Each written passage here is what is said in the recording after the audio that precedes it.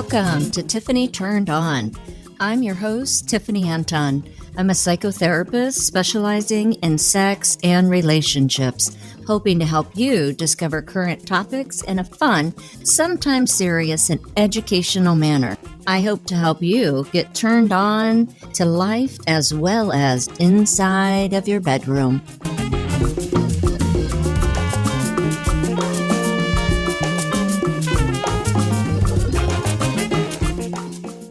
I'm excited today to have Ashley Robertson on this podcast. As you know, I cover a diverse array of topics.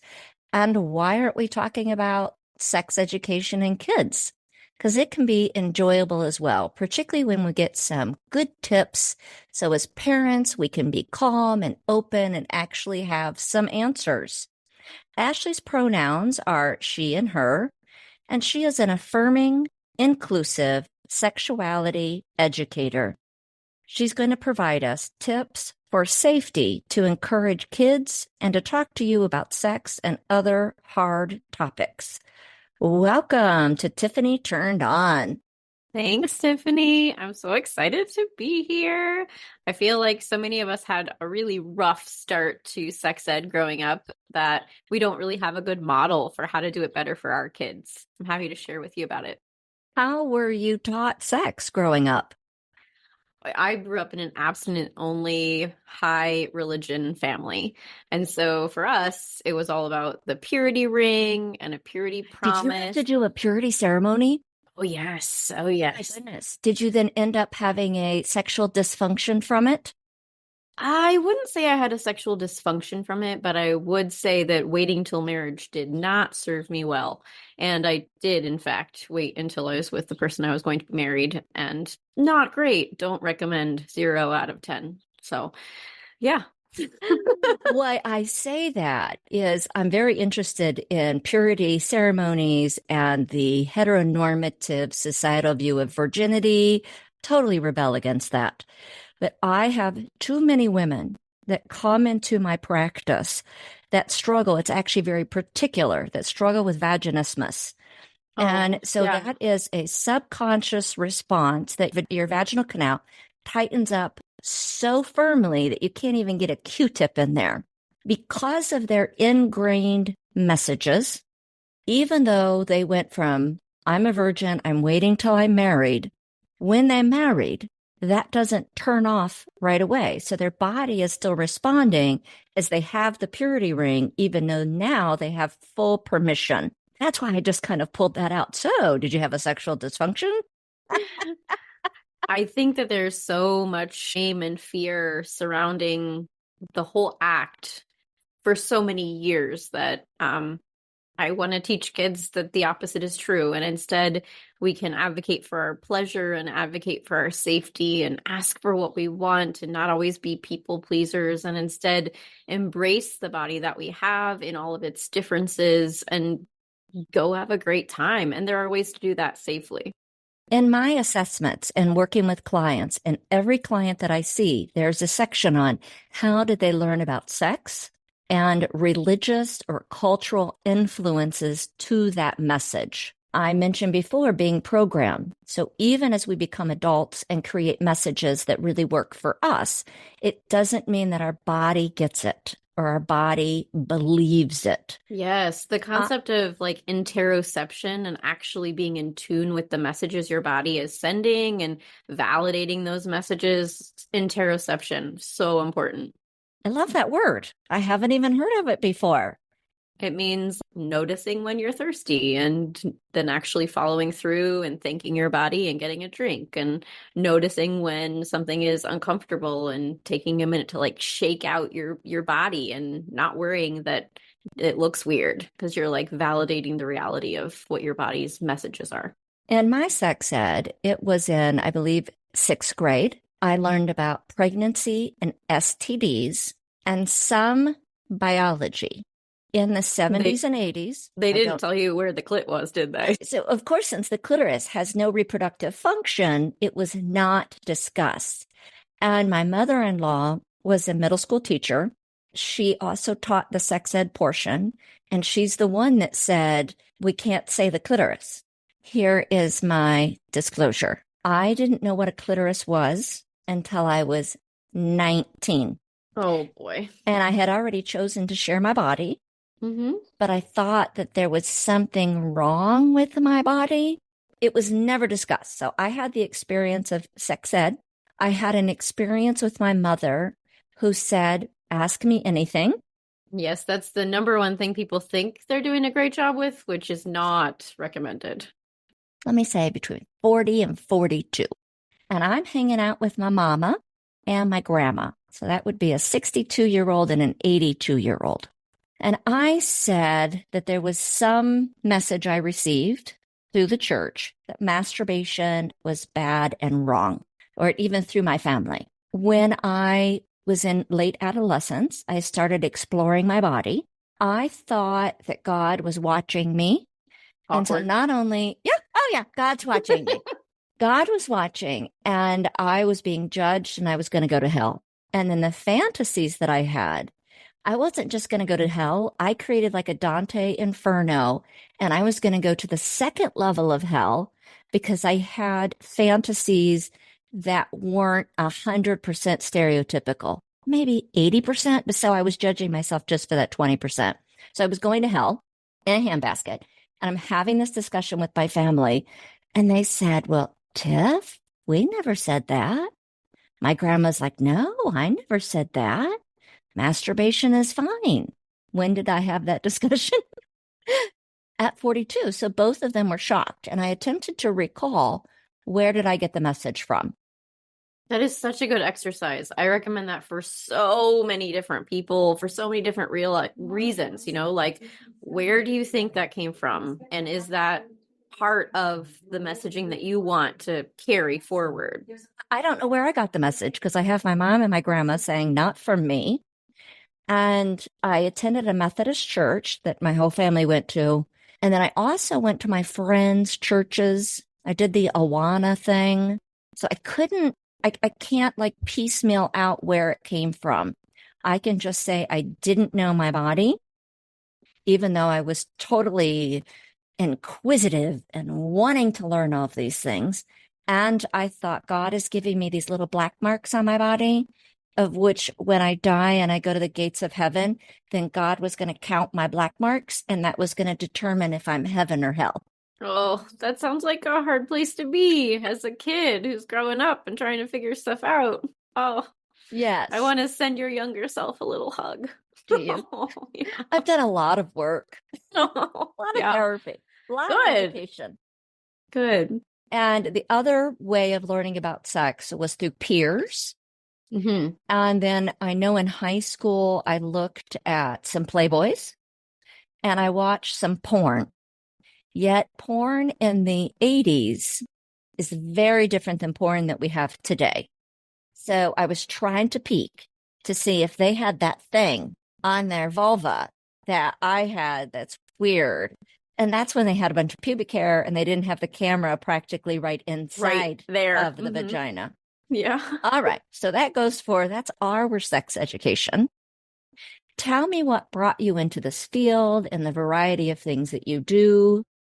I became a volunteer through the Unitarian Universalist Church to manage their sex ed within the church. And well, the church is it's not Christian. The Unitarian Universalism congregations welcome all faiths or lack of faiths, but they still call themselves a church. And so their particular curriculum is called the Our Whole Lives, and it starts in kindergarten and it goes all the way through death. And you can become a trained facilitator for different age levels. And our church congregation needed more people to manage that curriculum. And I was like, I think that sounds amazing. And I think that would help me as a parent be better equipped to handle this for my own kids. So I went away, did the training, and it was kind of transformative. I healed a lot of things about my past during the training. I had access to content that was just so new. I'd never heard people talking about desire and advocating for what they want and sensation play and how there's so many low risk sexual activities that we can point our youth and our children towards so that there is space in the conversation for you to acknowledge them as a sexual being, instead of just the shut it down, shut it down, shut it down that I experienced growing up. I was like, wow, this whole concept of talking to your kids about risk and allowing them to practice thinking critically about risk and all of the neural pathways that are being formed in order for kids to practice the skills necessary to protect themselves later. I am aware of the whole life program, and it is fabulous. What about those people that are in different faiths or no faiths? How might they access the OWL program? So that's actually why I am a private educator now. There is no access to the Our Whole Lives curriculum outside of the Unitarian and the UCC church. It's kind of housed within, and of course, it's received quite a lot of backlash from conservatives saying that it's, grooming children into being, sexual deviance, which is not at all true. Instead Not at all true. Sexually healthy, Right. scientifically based, Right. and how to behave in ways that respects you and the other person. Right. Instead of realizing that they're actually being taught how to identify and create healthy relationships, conservatives have taken it. And so instead, it is very protected within those communities. I have taken it on myself to say, well, I can't use this curriculum because it's trademarked, but I can adapt portions of it so that it can be accessible to private audiences outside of a church. And so that's what I do when there's a group of neighbors in a neighborhood and they're like, hey, these kids have been growing up together since diapers. No one's moving and now they're prepubescent and people are hanging out in bedrooms. Like, we need a plan. They contact me. And then I do virtual sessions with the neighborhood, all sorts of groups, really. Whoever needs programming, I'm happy to create something. Now, you said something interesting, and that is when our kids are prepubescent. Yes. To me, and I'm certain to you, sex ed happens day one in regards of this is your body, this is your safe body, these are the labels. With my child in normative body exploration, I just talked about what is private time and what is family time. That was just about a boundary, and I really kind of normalized it. Yeah, that's great. And I think I had that discussion when he was 3. Right. Because they don't realize that because it really isn't sexualized. No, it's not sexual. No. So if I touch my knee and it felt as good as if I touched my vulva, I would just kind of be touching on my knee and I wouldn't be thinking about anything erotic. And that's what's happening with our kids is they're just kind of touching their knee. This just feels relaxed. This is nice. So again, you and I are on the same page that sex ed starts at day one, yet you probably hear from parents when it is prepubescent, when it is adolescent. Correct, because all of a sudden then it's on the parent's radar as something that is urgent. And it's not urgent, but it is something that needs to be addressed. So that's usually when I hear from parents. I also feel like it's that space in a parent-child relationship where a shift is experienced. Parents start to feel their kid pulling away and becoming very closely aligned with their peers, which is entirely developmentally appropriate. But this causes a fear response in parents. And so then they're like, oh no, I have to do something about this. And that shift in the relationship can also sometimes cue parents to realize, oh, we have new topics we need to talk about. Or it can cue parents to subconsciously continue their programming that we don't talk about sex. So it's kind of like, oh shit, something else I need to ignore. And when parents don't give effective sex education, that leads into our relationships, how we view our body and sex, and whether or not we can trust ourselves to shift and educate our kids. If we're not getting sex ed from our parents, it's because our parents have some shit from their parents and on and on. So this is really kind of a psychologically and behaviorally inherited shutdown on talking about healthy sexuality. Well, that's why we want to chat today, so that I can share some tips for anyone who feels stuck or afraid or like they don't have the model that they need. And thank you for sharing your platform for that. Great. Tell me more. Tell me Yes, let's kind of start what with, is your step 1 to step 10 yeah, or however you do this. let's start with the brain. The very basics of the brain say that we have a thinking brain and we have a reacting brain. Sometimes it's called the lizard brain. Sometimes it's called the pre-evolution brain. But basically, it's the part of our brain that it's the part of our brain that signals fear and danger. And if we are in a situation with our kid where they ask a question that triggers our fear or danger portion of our brain, it effectively turns off our ability to think and talk and calmly manage the situation, and instead shifts us into fight, flight, freeze, or fawn. Well, our kid's not actually a danger in that moment. Our kid's not causing us to be But it's in the danger. adult, holy shit. Right. And Yes. so having a plan and being in tune with the interoception of our body shifting into fight, flight, freeze, or fawn, knowing that's going to happen will mean that we know what to do. It's bedtime, we're tucking in our kid, we're exhausted because it's the end of the day. And at that moment, because like 90% of their questions are going to be at that moment when you're exhausted and have no spoons left, Or you're in the car. or you're in the Our car. kids are Yep. trapped in the car with us, and then we Yep. can freeze, or we can actually do the opposite. We can be like, I'm going to take advantage of the container that I have my kid in right now. Yes. So bedtime, inappropriate times that don't work for us with busy brains, and in the car. Yep. And in that moment, your kid says a thing, your lizard brain is triggered, having a plan for that moment. It'll look different for different people. If you are a freezer, for example, you might just in that moment freeze and take a deep breath, close your eyes, say some sort of affirmation like your child is not causing you harm, you are safe. And then inside your head, you say, I need a quick minute before I can answer you. You surprised me, and I'm so glad you asked me this question. I just need a quick minute before I can answer you. I need to get my thoughts together. This is such a good question. And having like one of those quick carrier phrases, something that you can pull out of your hat real quickly that's rehearsed and practiced. I need a quick minute. You surprised me. I need a quick minute. You surprised me. I'm so glad that you asked that.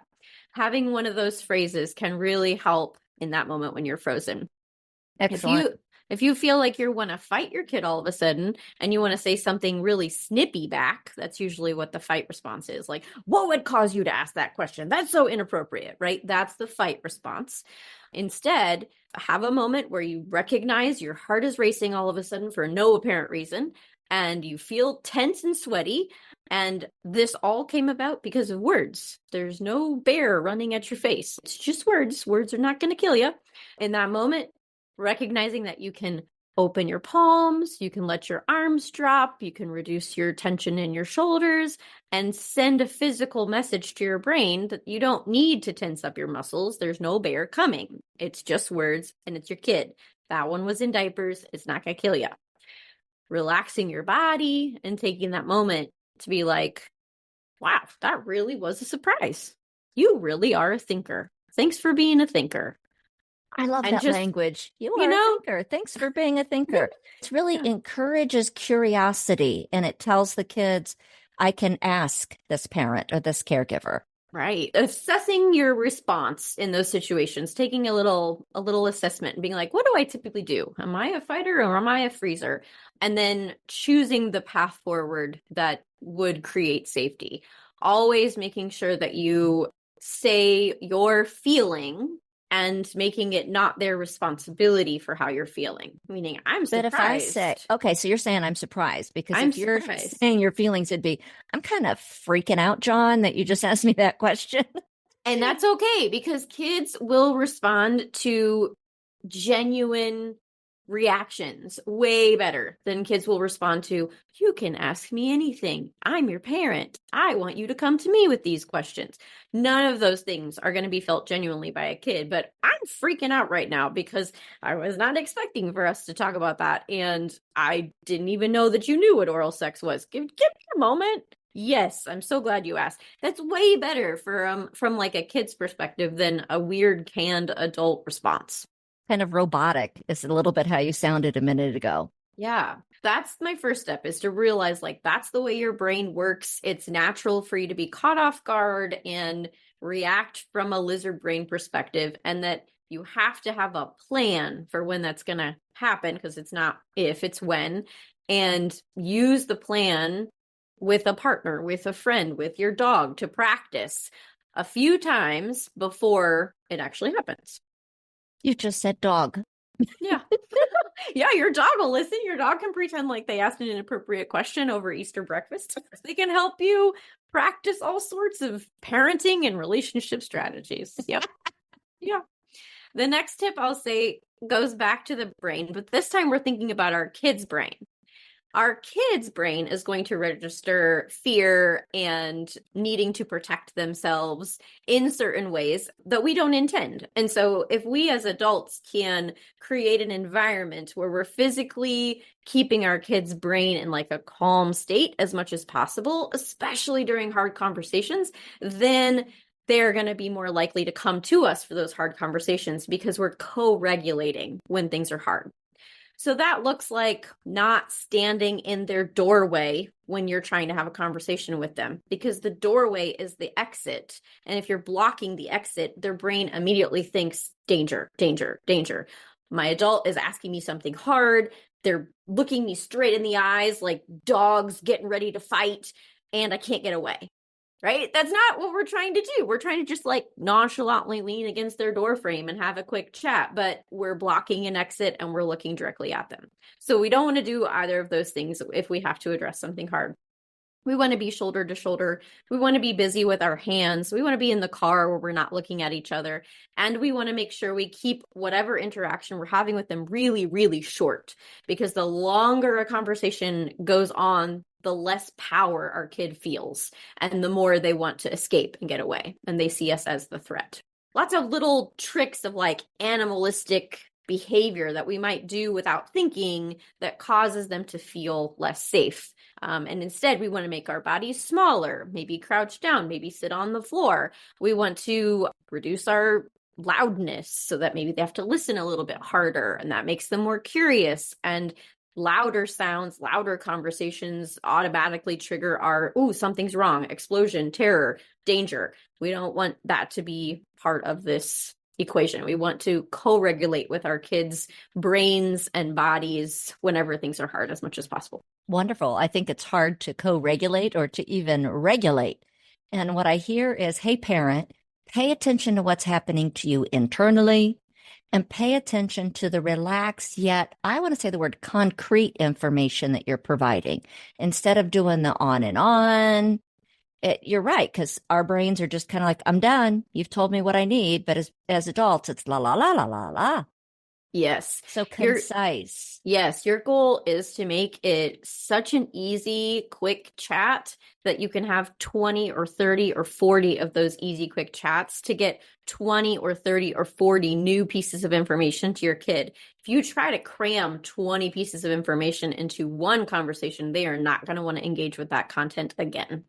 Okay. So slow, concrete, Short. and short. I thought I was saying Short. slow. Maybe I just should have said the word short. My body is relaxed. I'm having this discussion based upon their distinct question. I'm answering the question. I'm letting them know that I appreciate that you ask that. Yes. So then often I get the question like, okay, but I have a kid that's not asking questions. I have a kid that's not coming to me. And so I have no openings for this discussion. And one of my tips for that is the skipping stone strategy. And the skipping stone strategy goes like this. Today I bumped into something, and you see if your kid's curious. You see if your kid's engaged. You see if their eyes shift. If they do, then you move on and you say, I was unexpectedly seeing some graffiti, and there were lots of penises involved in this drawing, and I was surprised. No direct questions. No direct questions, because a direct question can be perceived as a threat. and you see if your child engages. Yeah, there's drawings of penises on the bathroom stalls. Yeah, like, okay, we got them. They are engaged. The stone skipped. Then you can say something like, well, we haven't talked about your penis in a minute, right? Your kid hasn't, like, you haven't asked any questions. Yeah, I You, don't really ask how's your penis and testicles doing today. right, And again, I right, was a mom right, to a boy. right. Hey, And how's that penis doing right. today? And then your kid's probably going to have a like rather explosive reaction to you bringing up their penis. Yes. And then you say, I just wanted to remind you that like there's a couple of things you need to be aware of to keep your body safe. Like, yeah. So the skipping stone strategy involves you offering a musing, you offering a reflection, you offering a silly tidbit, and then tying it to something that's important that you want to share with them, but you're waiting for them to buy in little by little, and you're not asking any direct questions. So that's one way you, as the parent, with the kid who's not asking questions and not a talker, can open these doors, like small, short interactions, and then just peppering them in. The other resource that I will recommend is the graphic novel called It's Perfectly Normal Changing Bodies. And it's an illustrated textbook all about puberty and adolescence and how babies are made and what periods are. And it's a very like low stakes entry for kids to learn about stuff. My kids go back to that book at least once a month and they're just like, oh, right, I was trying to remember how that worked. And they'll like flip through, find the chapter and figure out what they were looking for. We never read it cover to cover. I never read it to them. It was just a resource and something that they had available and have available to them on the shelf. I did the book in the library. So I went and researched online what were the top rated. And I went to the library and came home and we sat down. And my child was just kind of enamored by all the information. Like he just wanted to learn more and know more. And my answer was, well, this goes up to age 11. When you get a little older, we're definitely going to go into the next book. But I used a book because I just needed structure to the discussion. Yeah, a lot of adults don't have the words because we didn't have the words told to us. Again, back to the not having great models, and books can be a great place for that. My favorite resource for gaining the words for how to describe something is called amaze.org, AMAZE.org, and it's very short videos, and you can search by topic. And then you, as the adult, could watch the video, learn how they're explaining about this topic so that then you could explain the same way to your child or youth about the topic. Or you could even just sit down and watch it together, but always view those little videos, because there are some topics on the website that are specific to specific situations, and you wouldn't want to just turn your kid loose on the website until they get older. Amaze.org, things like self-harm, those kind of videos. We don't want our kids just bumping into stuff. We want to make sure we're previewing and learning how to handle it before we share that. I heard that American Girl doll, I heard Yeah. that they have like a puberty and safety and education booklet. They have several. They have Care and Keeping of You, and then they have one on friendship and relationships. They are full of great information, but they're highly gendered. So that is the one caution So that I they're would share. just for little girls. Yeah. And so if you have a kid that's non-binary, or if you have an intersex kid, those are going to be somewhat triggering. Okay. Yeah. Yeah. Or my kid would think that's so not cool. I'm definitely not a girl. Yeah. They're very gendered. Yeah. Any other resources you think book wise? So you gave us the link to the website. You told us about the graphic novel. You Yeah. The told us graphic about the novel. graphic novel. I mentioned American Girl. You said, yes, great, but we've got some other Right. points. What other book resources would you recommend? Well, if we're talking about starting early, if you have a younger kid and you want to start building the foundation for body neutrality, body positivity, I would recommend Tyler Fender's book, Bodies Are Cool. The illustrations are beyond fantastic. And you can spend so much time just talking about what you see and the illustrations and how the bodies are all different. And that creates the foundation from which later you can have conversations about like which parts of your body would you be interested in sharing in what kind of ways, and which parts of your body need to be protected in what kinds of ways, and what are the risks associated with different activities. Starting with that foundation of appreciating your body and not letting the media influence how you feel about your body would be Bodies Are Cool by Tyler Fender. I have a curated list of best books I'm happy to share if you want to put them in the show notes for the podcast. It's just a Google Doc, and they're my favorite books. And for parents, sex positive parenting. So You said that you had a list of books. yes, I have a curated list of best kids books that I just love and use. And then there's also a website called sexpositivefamilies.com, and they are full of resources.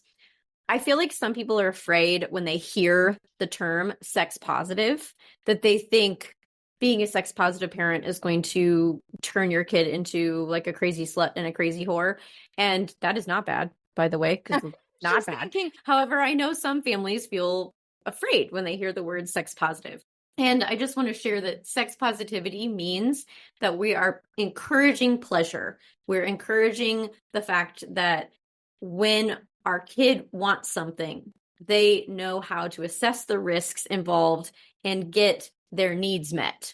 That's sex positive parenting does not mean that you're encouraging your kid to have early debut. It doesn't mean that you're encouraging negative behavior. It means that you are in touch with the realities of what it is to be a sexual human with a body and creating a plan with your kid for how to manage that safely. how would you address someone that's like mega conservative? You don't? Okay.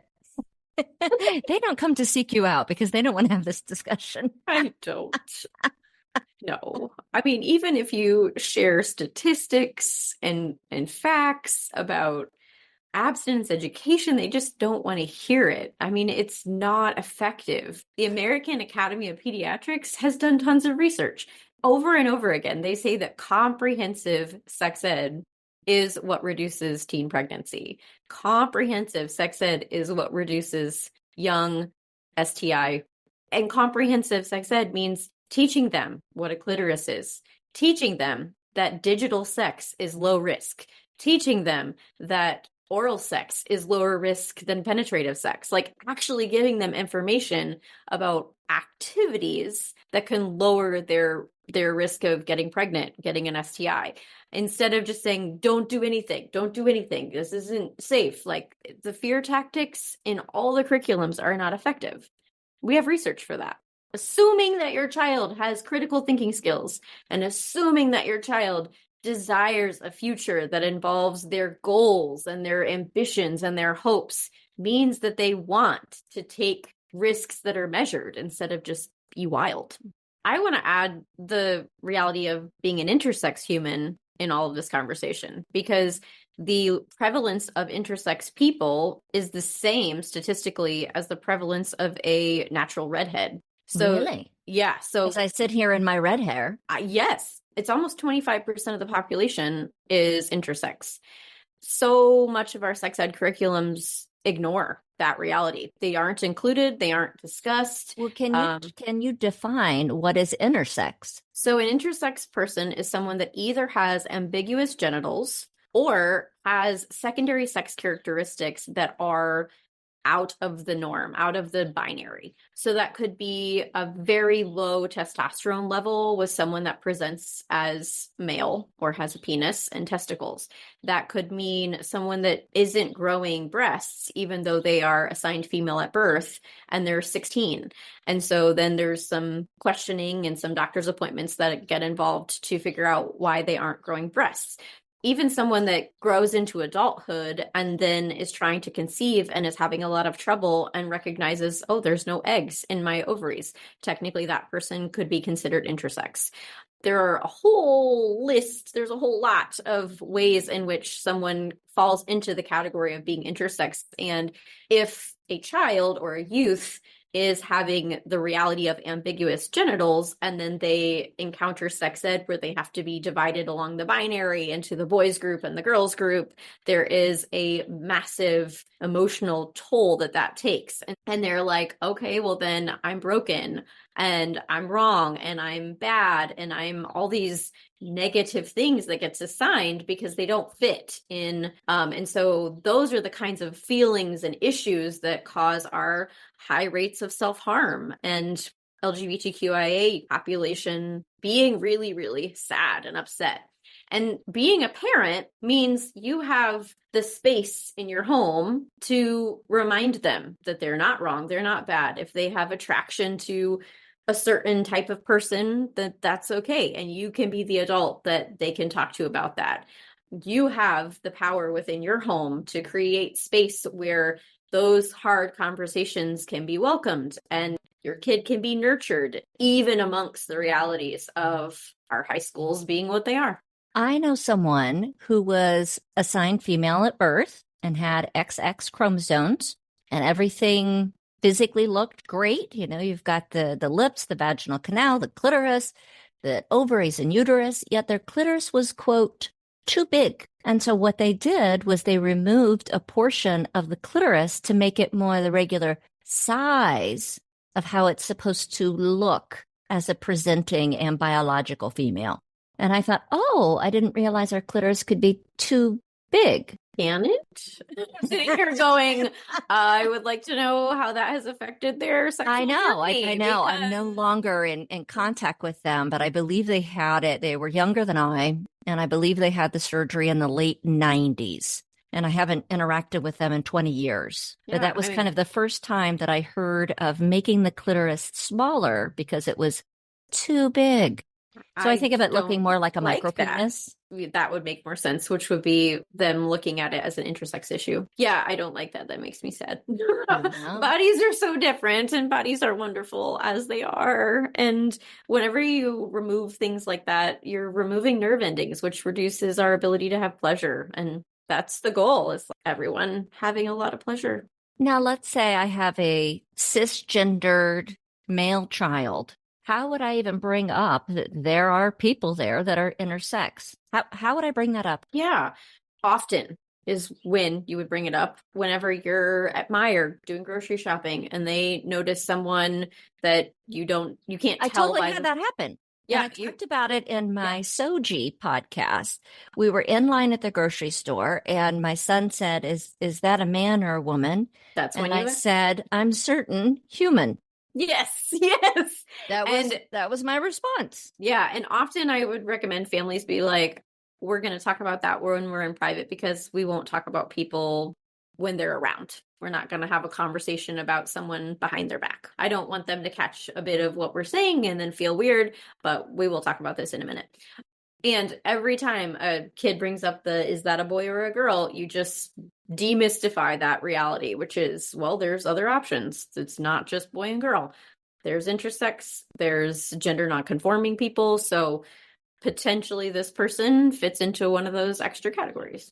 And then kids really like concrete boxes for everything. So making their life very uncomfortable by smashing the boxes in all the places that you can. Or you say there's a box in the middle. Yep.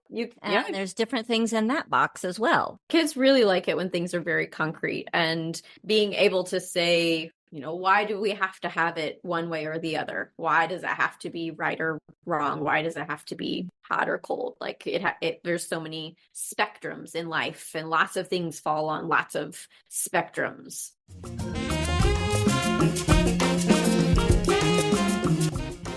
The music for Tiffany Turned On is provided by Kumasi Afrobeat. They are New Orleans' full Afrobeat band. They play to make you move. KUMASIAFROBEAT.com to listen more. If you enjoyed today's episode, go ahead, follow, share with your friends, and leave a review. Any of the recommended books or items that you hear about on my podcast, you can find them on my website. I have a special tag for sexual resources and wellness. This includes my TEDx talk titled I Love Pleasure. I can consider it free therapy. It's all at neworleanssextherapy.com. I hope you're here to get turned on to life and in your bedroom.